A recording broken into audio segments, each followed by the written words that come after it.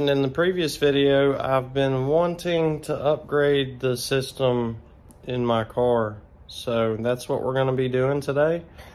I went to a car audio place near me. It's called Audio Works, and we just went in there just to browse around, and this guy cut me a killer deal on this setup that I just got here. So I'm gonna show it to you, and then we're gonna go ahead and unbox everything. So what we got here is a Kicker Comp C12 in a carpeted Kicker box, a ported box. We also got a Kicker 400 watt, 800 watt amp, and then I got the wiring kit. He threw that in for free. So I'm gonna go ahead and unbox everything, and then we're gonna start wiring stuff up. I'm gonna try to do this as clean as possible. So there's gonna be a lot of wire tucking and hiding. So I'll show you guys how I do everything.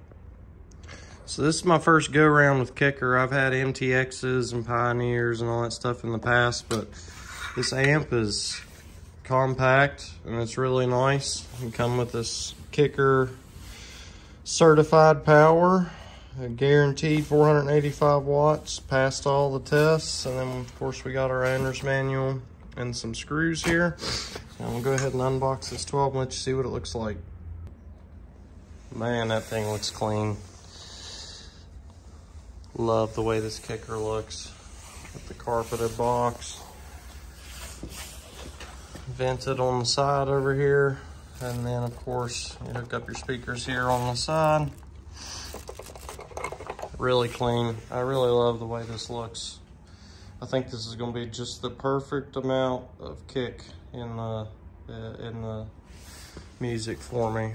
So we'll go ahead and pull the wiring kit apart and yeah, see about getting this thing wired up.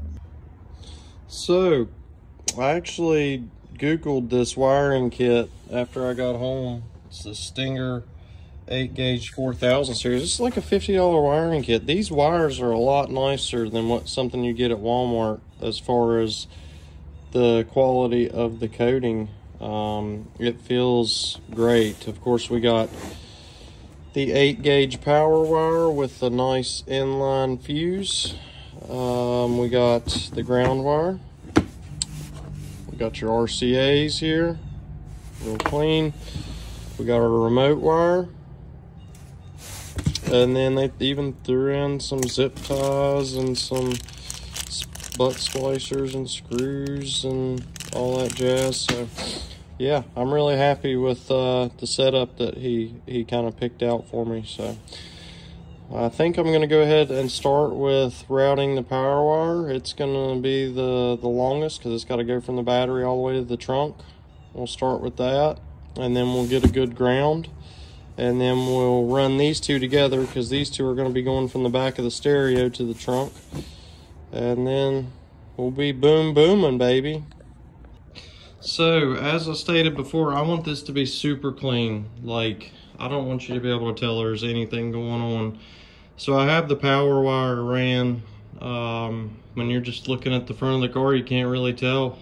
But, you know, when I was in high school, I used to put systems in all my buddies' cars, and so I've got a lot of experience doing this, and you know, especially knowing the ins and outs of this car, I had a pretty good idea how I wanted to run this. So this is what I did.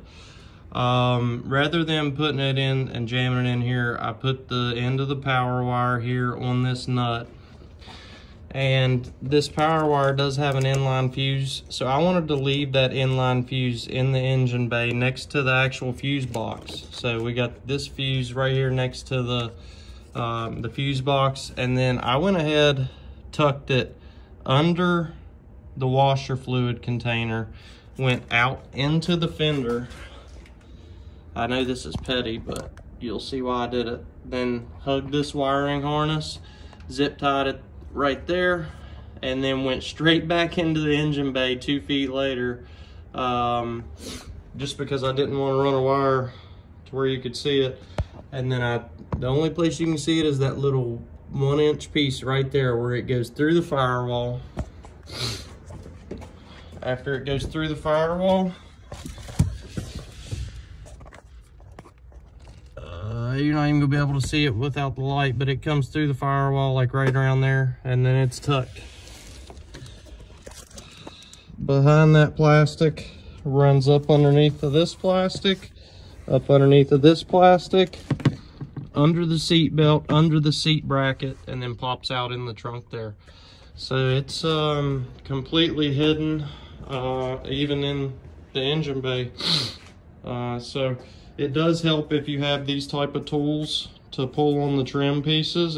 You can kind of start the wire and then tuck this behind the wire and just kind of tuck it all the way down through there like that. So yeah, I got the power wire ran.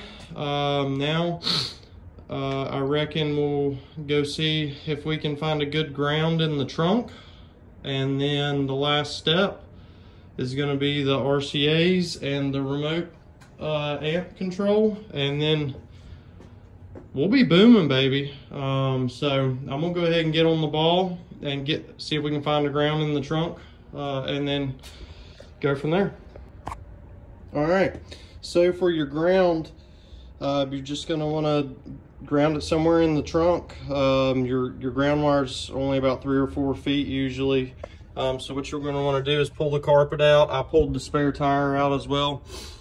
I figured putting it on the wall of this would be best. That way nothing can interfere with it. If I put stuff in the trunk, nothing's going to interfere with this connection. So you're going to want to take some sandpaper. I just used some like 120 grit tear off stuff that I have, and sand it down to the bare metal. And then this wiring kit comes with self-tapping screws. So I'm gonna sink a self-tapping screw through that. Of course, if you're not very familiar with your vehicle, you're gonna wanna get under there and make sure that you're not sinking a screw into anything. Now, this screw is only about 1/2 inch to 3/4 of an inch, but still, you wanna be very careful. But I know this car inside and out, so I know right there in that area, there's really nothing there. The gas tank sits below here, and in this area is like where your exhaust runs. There's no fuel lines or brake lines. Those are all on the passenger side of the vehicle, so this is going to be a perfect spot for my ground. All right, your next steps are going to be to run your RCA cables.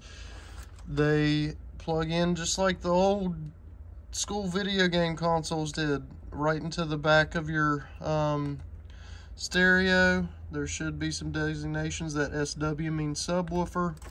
And then you're also going to wire a blue remote wire. Usually it's labeled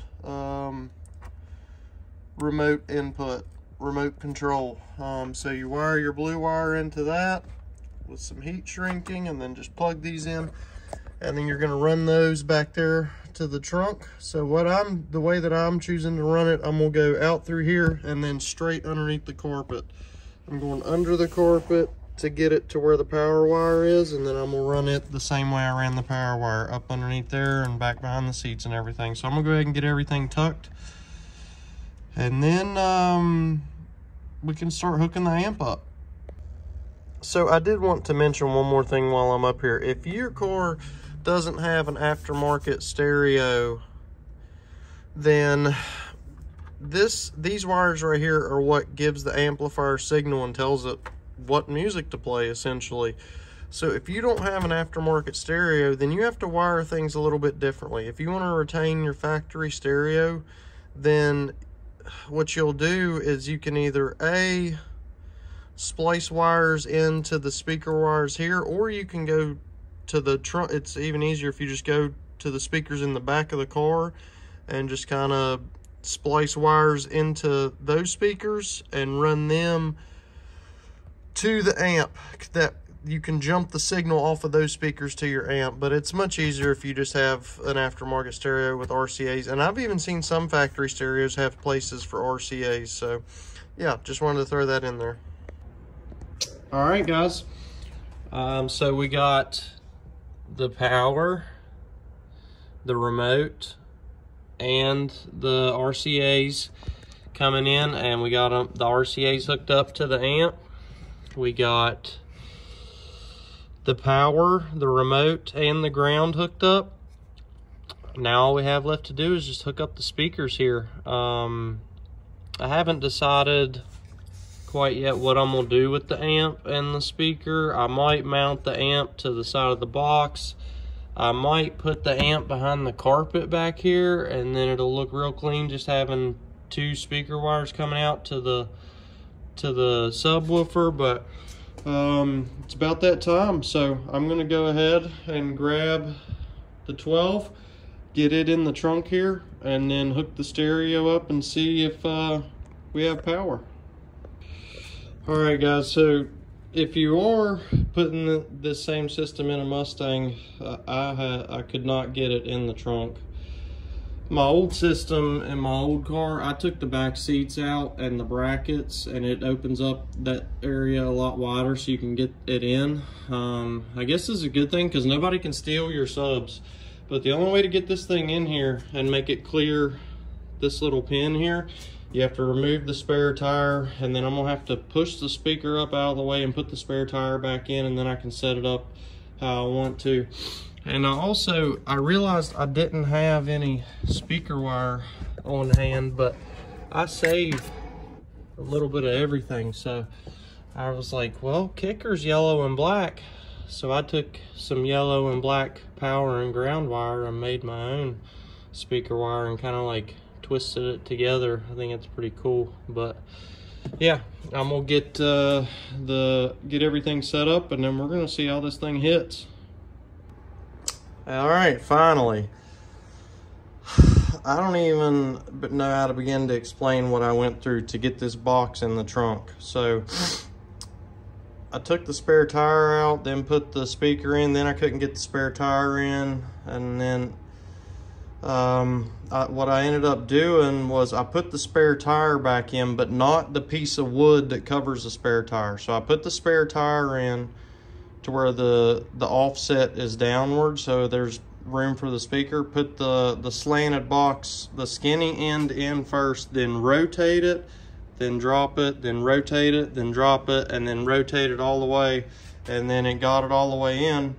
Then I had to take the cardboard that's under here, all right, yeah, you can see it, and go in through the front of the car and tuck it under the carpet and get it in place. And then, like, this would be a lot easier with an extra person because it just took me forever like wiggling this stuff around and everything. But I'm really happy with how it ended up. So everything's hooked up, everything's ready to go. So pretty much all I got left to do is turn the car on and see what she's got. So let's do it. All right, guys, so I'm sure that you know just as well as I do, I've said this many times, things don't always go as planned. So I ended up having to do some troubleshooting to figure out what was going on. I wasn't getting power to the amp, and I know that the 12 volts good, I know the ground's good, so that means that it must be the remote.